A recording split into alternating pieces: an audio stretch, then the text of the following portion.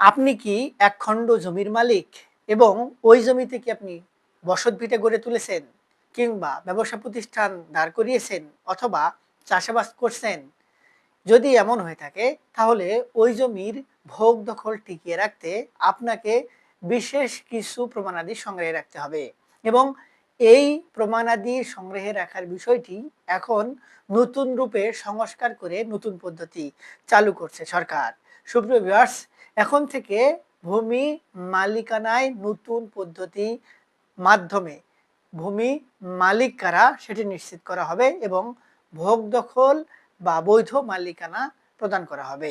সুপ্রিয় ভিউয়ার্স, যারা জমির মালিক তারা এই পদ্ধতির মাধ্যমে কিভাবে জমির মালিকানা টিকিয়ে রাখবেন বা এক্ষেত্রে তাদের কোনো কিছু করণীয় রয়েছে কিনা, বা যারা জমি থেকে বেদখল হয়ে রয়েছে তাদেরই এই সুযোগটি কিভাবে কাজে লাগবে, আজকের এই ভিডিওটিতে এই সংক্রান্ত বিষয়টি নিয়েই বিস্তারিত আলোচনা করব।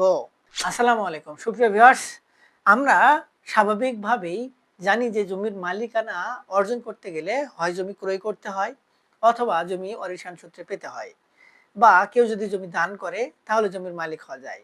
এই পদ্ধতিগুলোর মাধ্যমে জমির মালিকানা হস্তান্তর হয়। মালিক হতে গেলে এই হস্তান্তরের জন্য মাঝখানে কিছু প্রমাণাদি লাগে এবং এই যে যখন কোনো একজন ব্যক্তি জমি বিক্রয় করে এবং কোনো ব্যক্তি ক্রয় করে তাহলে তাদের মধ্যে একটি চুক্তি হয় এবং ওই চুক্তি অনুযায়ী একটি স্টাম্প পেপারে কিছু লিখে তারপরে সেই সম্পত্তিগুলো হস্তান্তরিত হয় এবং এই স্টাম্প পেপারটি পরবর্তীতে সাব রেজিস্ট্রি অফিসে নিয়ে গিয়ে রেজিস্ট্রি করতে হয়। তারপরে সেটি দলিল হিসেবে রূপান্তরিত হয় এবং যে ব্যক্তিটি ক্রয় করলেন সেই ব্যক্তি ওই দলিল দ্বারা ওই নির্দিষ্ট যে জমি হস্তান্তরিত হলো সেই জমির মালিকানা অর্জন করেন। এবং এইভাবেই ওয়ারিশান সম্পত্তি থাকলে একাধিক ওয়ারিশের ক্ষেত্রে সকল ওয়ারিশদের মধ্যে সম্মতি নিয়ে ভাগ বন্টন করে সেই ভাগ বন্টনটি স্ট্যাম্প পেপারে লিপিবদ্ধ করে সেম প্রক্রিয়ায় রেজিস্ট্রি করে সেটি দলিল হিসেবে প্রত্যেক ওয়ারিশরা নিজের সংগ্রহে রাখবে।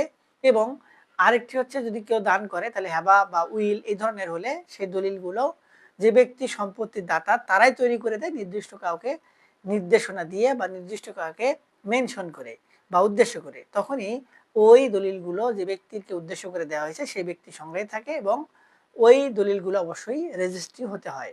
এখন এই প্রক্রিয়ার মাধ্যমে মালিকানা হস্তান্তরিত হয়।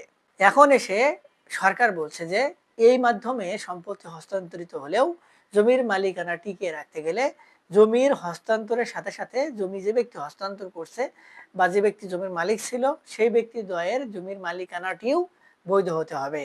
ধরুন, যার কাছ থেকে জমি ক্রয় করছেন বা যার কাছ থেকে ওয়ারিশান সূত্রে পাচ্ছেন বা যে ব্যক্তি দান করছে সেই ব্যক্তি আসল মালিক হতে হবে। তারা যদি অবৈধ মালিক হয়, অন্যের জমি জোর করে জবরদখল করে রাখে বা কোনো একজন ব্যক্তির সম্পত্তি অর্পিত সূত্রে ভোগ দখল করে বা তামাদির ২৮ ধারার মেয়াদে সম্পত্তির মালিকানা অর্জন করে, তাহলে এগুলো এখন এসে ত্রুটিপূর্ণ হিসেবে দেখা হচ্ছে এবং জমির মালিকানাটি অবৈধ বলে বিবেচিত হচ্ছে। এক্ষেত্রে পূর্বের যে ব্যক্তি মালিক ছিল তারা বা তাদের ওয়ারিশরা সম্পত্তির মালিকানা পাবে। এক্ষেত্রে এই বিষয়গুলো অবশ্যই গুরুত্ব সহকারে দেখতে বলা হয়েছে এবং সেই সঙ্গে বলা হচ্ছে যে জমির যে মালিকানা সংক্রান্ত হস্তান্তরিত দলিল তৈরি হলো সেগুলো নির্ভুল হতে হবে। এই বিষয়টি অত্যন্ত কঠোরতার সহিত সকল মালিককে বিবেচ্য বিষয় হিসেবে বিবেচনা করতে হবে। যদি কোনো ব্যক্তি দ্বয় বিষয়টি বুঝতে না পারেন তাহলে একজন অভিজ্ঞ আইনজীবীর পরামর্শ গ্রহণ করবেন। কেননা মালিকানা প্রমাণাদি কে কিভাবে মালিক হলো বা জমির মালিকানা সংক্রান্ত দলিলগুলো ঠিক রয়েছে কিনা এটি আমাদের প্রচলিত আইনের যে তফসিল থাকে সেই তফসিল ২৫ বছর পর্যন্ত দেখলে হয়। তবে বলা হচ্ছে যতদূর পর্যন্ত খোঁজ করা যায় সে ততদূর পর্যন্ত খোঁজ করতে হবে। তাই বিষয়গুলো অবশ্যই ভূমি মালিকদেরকে আমলে নিতে হবে। এরপরে আরেকটি গুরুত্বপূর্ণ বিষয় হচ্ছে দলিল আছে, সকল কিছু আছে কিন্তু আপনি জমির ভোগ দখলে নেই। এই বিষয়টি অত্যন্ত গুরুত্বপূর্ণ যে জমির ভোগ দখল যদি অন্য কোনো ব্যক্তির থাকে, আপনি মালিক তারপরে কিন্তু আপনি জমির মালিক হিসেবে বিবেচিত হবেন না। প্রাথমিকভাবে ওই যে সকল ব্যক্তি জমির দখলে রয়েছে তিনি যদি অবৈধ দখলদার হন সেক্ষেত্রে তারাই মালিক হিসেবে বিবেচিত হবে।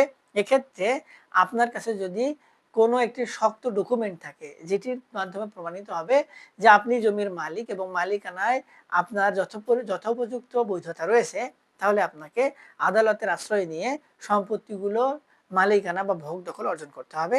অথবা আপনি যে প্রচলিত নিয়ম আছে সেই নিয়ম অনুযায়ী সালিশের মাধ্যমে হোক, যে জেলা প্রশাসকে অভিযোগ জানিয়ে হোক, লিগেল এইডে অভিযোগ জানিয়ে হোক, আপনার মালিকানা যে প্রমাণাদি সেগুলো উপস্থাপনের মাধ্যমে জমির মালিকানা বা ভোগ দখলে যেতে হবে। তাহলে কি দাঁড়ালো, যে জমির ভোগ দখল থাকতে হবে প্রচলিত নিয়মের মধ্যে, নতুন নিয়মে অন্তর্ভুক্ত করা হয়েছে। জমির ভোগ দখল না থাকলে আপনি মালিক হিসেবে বিবেচিত হবেন না, যারা ভোগ দখলে রয়েছে তারাই মালিক হিসেবে বিবেচিত হবে। এরপরে আরেকটি বিষয় হচ্ছে যে জমির যদি খাস তালিকাভুক্ত হয়, সরকারি প্রতিষ্ঠানের হয়, রাষ্ট্রায়ত্ত প্রতিষ্ঠানের হয়, তাহলে ওই সকল সম্পত্তিতে অবশ্যই যে ব্যক্তি ভোগ দখলে আছে তাদেরকে সরকার কর্তৃক নির্দিষ্ট যে প্রতিষ্ঠান বা মালিকানা সম্পত্তি তাদের কর্তৃক লিজভুক্ত সম্পত্তি হতে হবে এবং লিজের যে কাগজ সেটি সংগ্রহে থাকতে হবে। মৌখিকভাবে কোনোভাবে ভোগ দখল আছে কিন্তু কাগজপত্র নেই, রেকর্ডের নাম আছে, এগুলো দ্বারা খাস সম্পত্তি ভোগ দখল করে রাখা যাবে না। ভোগ দখল ছাড়তে হবে, সরকার পরবর্তীতে সেই সম্পত্তি তাদের কাজে লাগাবে অথবা লিজ দিতে পারে নতুন করে। তবে ওই সকল সম্পত্তির মালিকানা অবশ্যই লিজ দ্বারা অর্জন করতে হবে এবং ভোগ দখলে থাকতে হবে।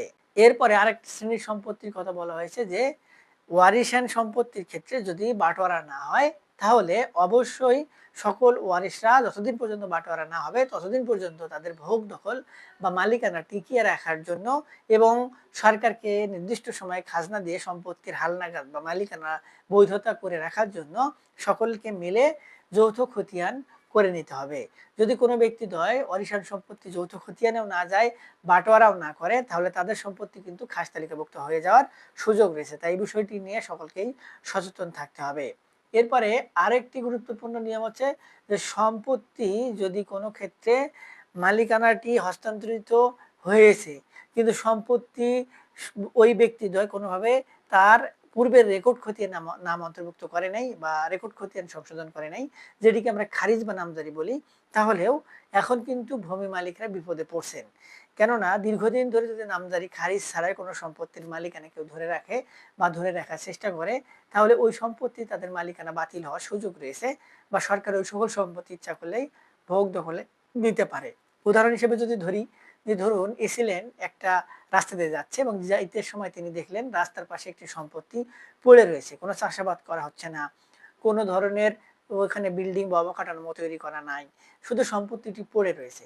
তাহলে এই যে সম্পত্তি, এটি ব্যক্তি মালিকানাধীন সম্পত্তি হলেও সেটি যে কোনো কাজে লাগছে না এবং প্রয়োজনীয় কিছু শর্ত সাপেক্ষে যদি সেগুলো পূরণ হয়, যেমন নির্দিষ্ট সময় পরিমাণে খাজনা বকেয়া, সম্পত্তির মালিককে নোটিশ দেওয়ার পরেও সেই বিষয়ে কোনো তথ্য বা প্রমাণাদি উপস্থাপন না করা, এগুলোর কারণে এসিলেন মহোদয় কিন্তু ওই সম্পত্তিটি খাস তালিকাভুক্ত করে দিতে পারেন, নিজে একোয়ার করে নিতে পারবেন। তাই এই বিষয়টিও অবশ্যই আমলে নিতে হবে জমির মালিকানা প্রমাণের ক্ষেত্রে। সুপ্রিয় ভিউয়ার্স, এই পদ্ধতিগুলোর সঙ্গে আরো বেশ কিছু ছোটখাটো পদ্ধতি কিন্তু আসছে এবং এর মাধ্যমে এখন থেকে জমির মালিকানা ভূমি মালিকদেরকে প্রমাণ করতে হবে, মালিকানা ধরে রাখতে হবে এবং সম্মিলিতভাবে সম্পত্তিগুলোর যে সিস্টেমেটিক্যালি ব্যবস্থাপনা সেটি বাস্তবায়নে রাখতে হবে। সুপ্রিয় ভিউয়ার্স, আশা করি এই ছোট্ট বিষয়টি আপনারা বুঝতে পেরেছেন। তারপরে ওই সংক্রান্ত বিষয় নিয়ে বা অন্য কোনো বিষয় নিয়ে যদি আপনাদের আরো কোনো কিছু জানার থাকে, কোনো কিছু বোঝার থাকে, তাহলে আমাদের ভিডিওর নিচে কমেন্ট বক্স রয়েছে, সেখানে কমেন্টস করবেন, আমরা আপনাদের সহযোগিতা করার চেষ্টা করব। আজকে এ পর্যন্তই, দেখা হবে সামনে নতুন কোনো ভিডিওতে। ততদিন পর্যন্ত ভালো থাকবেন, ধন্যবাদ।